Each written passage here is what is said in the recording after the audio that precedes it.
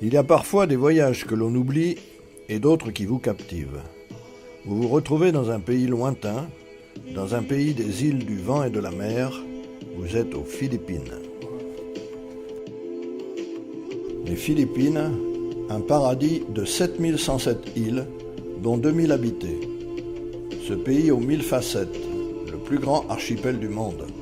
Ce pays de l'authenticité et des paysages époustouflants. La mer partout et des îles tout autour de soi. Des îles toutes différentes. Des îles sauvages où vivent encore des communautés villageoises. Les bateaux sont les ponts mobiles qui les relient entre elles. Ils sont encore aujourd'hui les moyens de transport les plus importants pour les hommes et les marchandises. On trouve les bankas, ce sont ces bateaux à balancier traditionnels qui vont nous emmener d'île en île.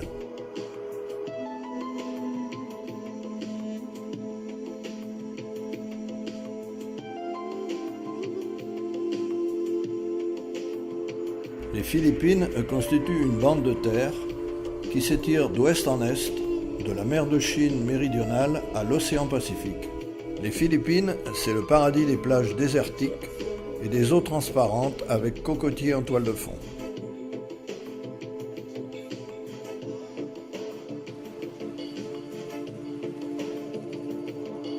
L'île de Palawan a une superficie de 12 189 km², ce qui en fait la 5e plus grande île des Philippines. Elle est peuplée de 430 000 habitants. Elle possède de nombreuses espèces endémiques, notamment des amphibiens et le très grand papillon.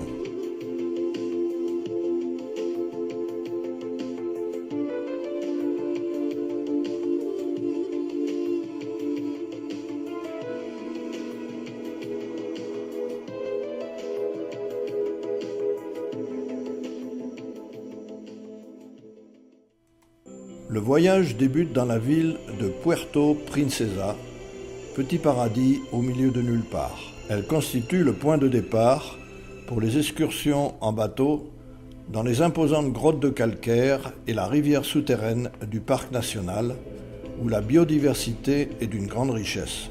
Puerto Princesa a été fondée en 1872 par des colons. Avec plus de 250 000 habitants, la ville est de loin la plus importante de l'île de Palawan. Elle doit son nom à la légende de la princesse Eulalia d'Espagne et elle est aussi connue comme la ville dans la forêt.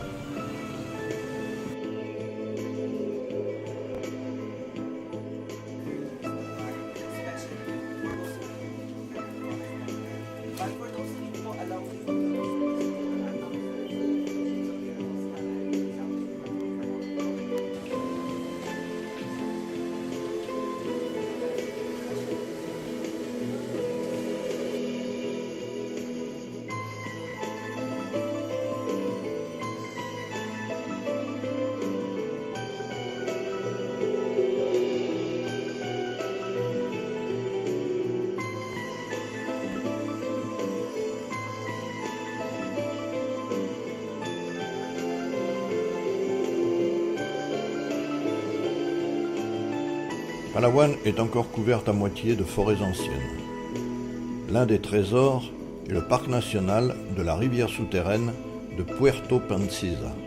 Cette forêt compte parmi les écosystèmes les plus productifs de la planète. La mangrove est aussi un abri pour les animaux. Leur nourriture est ici. C'est un sanctuaire pour la faune. La mangrove abrite une grande variété d'espèces exotiques.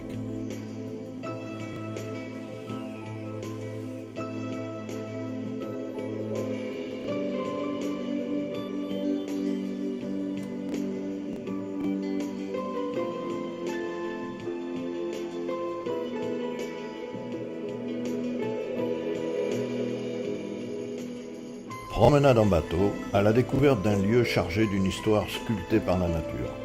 L'entrée de la rivière souterraine est une courte randonnée du village de Sabang. On y trouve un paysage karstique calcaire montagneux. La rivière de Puerto Princesa est la plus longue rivière souterraine navigable du monde. Elle est classée au patrimoine mondial de l'UNESCO. Elle est considérée comme l'une des 7 merveilles de la nature, véritable petit bijou. Elle serpente à travers un labyrinthe.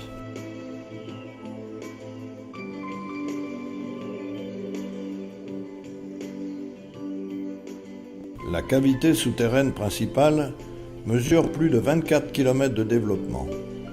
La rivière elle-même mesure 8 km de sang, probablement la plus longue du monde, coulant dans une caverne avant de se jeter dans la mer de Chine méridionale.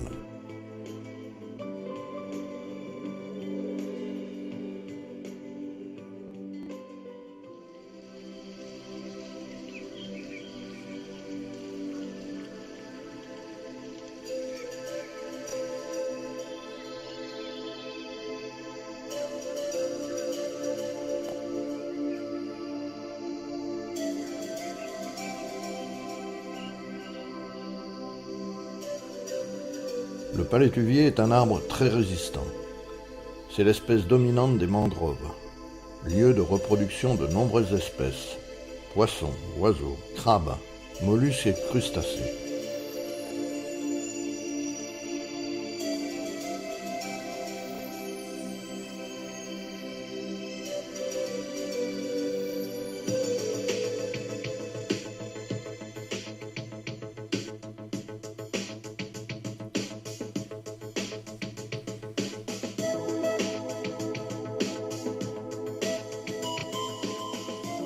Une jolie balade de Port Barton qui traverse la forêt primaire.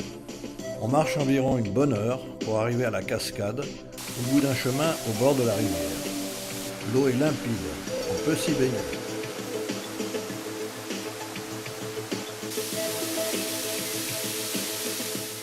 Pour rejoindre Tai Tai, il faut louer une banca, car il n'existe pas de liaison officielle sur ce trajet.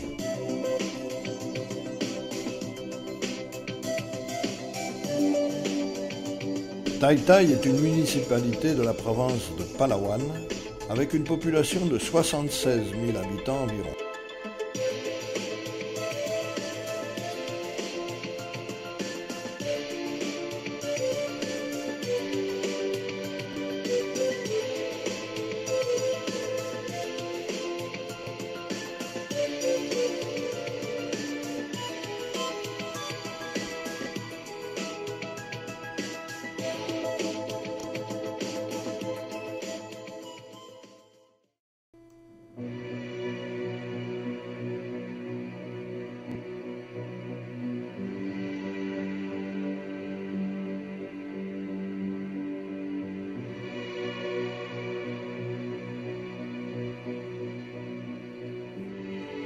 Le fort, achevé en 1622, est le souvenir de 300 ans de colonisation.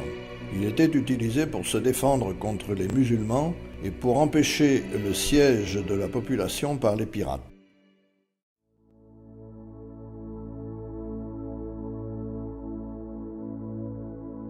La ville d'El Nido est un petit paradis au milieu de nulle part. Il est assez difficile de s'y rendre. Et elle ne vit pas d'un développement touristique ravageur. L'endroit, autrefois quasi inconnu des touristes, a pour l'instant su conserver son cachet malgré la présence de visiteurs. La région est en train de devenir l'une des destinations les plus courues d'Asie du Sud-Est.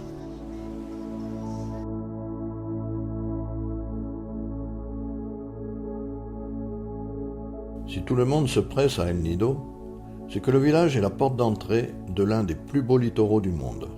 L'économie d'El Nido est concentrée sur le tourisme aquatique. Les sites de plongée sont connus dans le monde entier. La plage est bordée de hautes falaises de marbre noir et abrite des nids d'hirondelles, d'où le nom de El Nido. Tout autour d'El Nido, il y a de nombreuses îles isolées avec des plages paradisiaques. C'est en bateau que l'on prend la direction de l'île de Coron et ses paysages karstiques. La baie de Coron est avant tout une île magnifique, située au nord de Palawan.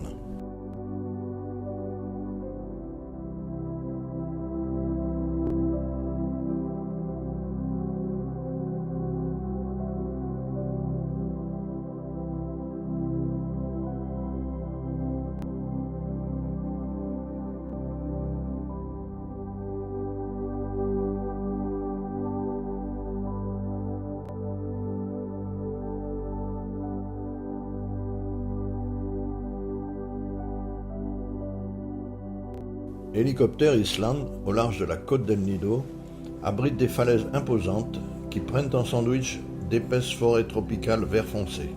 À l'autre extrémité se trouve une autre falaise massive qui ressemble à la queue de l'hélicoptère, s'élevant d'une large couverture de sable blanc.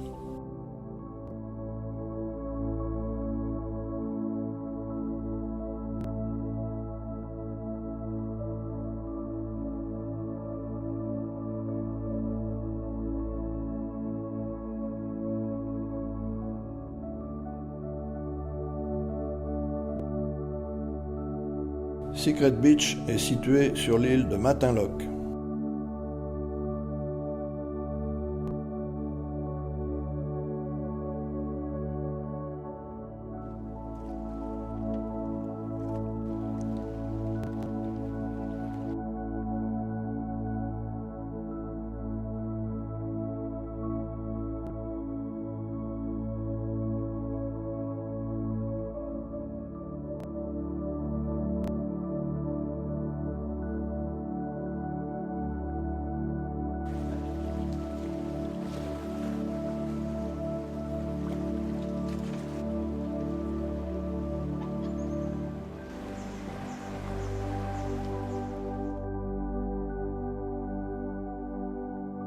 Une autre plage d'El Nido, la plage de Nagban, réputée pour être la plus belle plage aux alentours de la ville d'El Nido.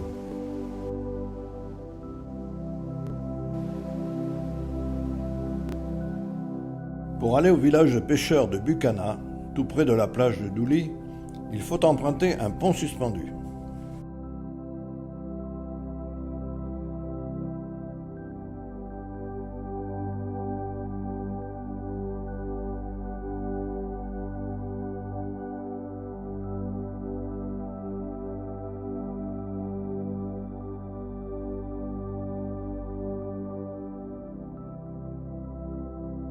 La plage de Las Cabanas tire son nom de la baie Las Cabanas, l'une des baies les plus anciennes d'El Nido, située à quelques minutes de la ville d'El Nido. Contrairement à la plage d'El Nido, l'eau y est propre et on peut s'y baigner sans danger.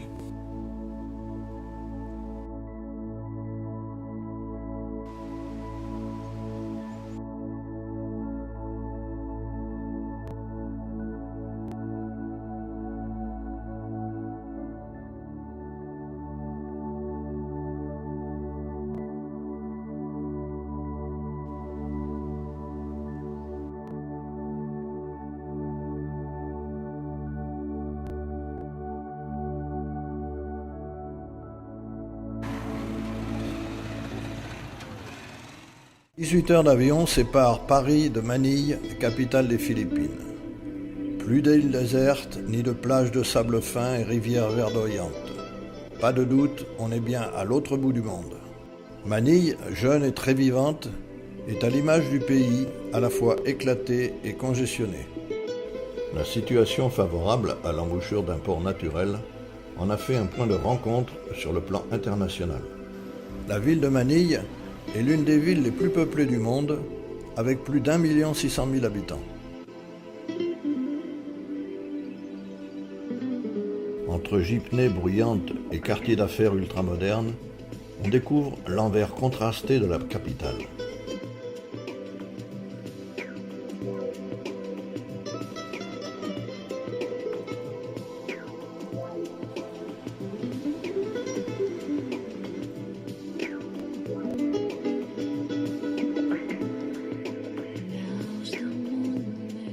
Son charme se caractérise surtout par des étonnants contrastes dans une société très américanisée qui a pourtant gardé de nombreuses traditions espagnoles.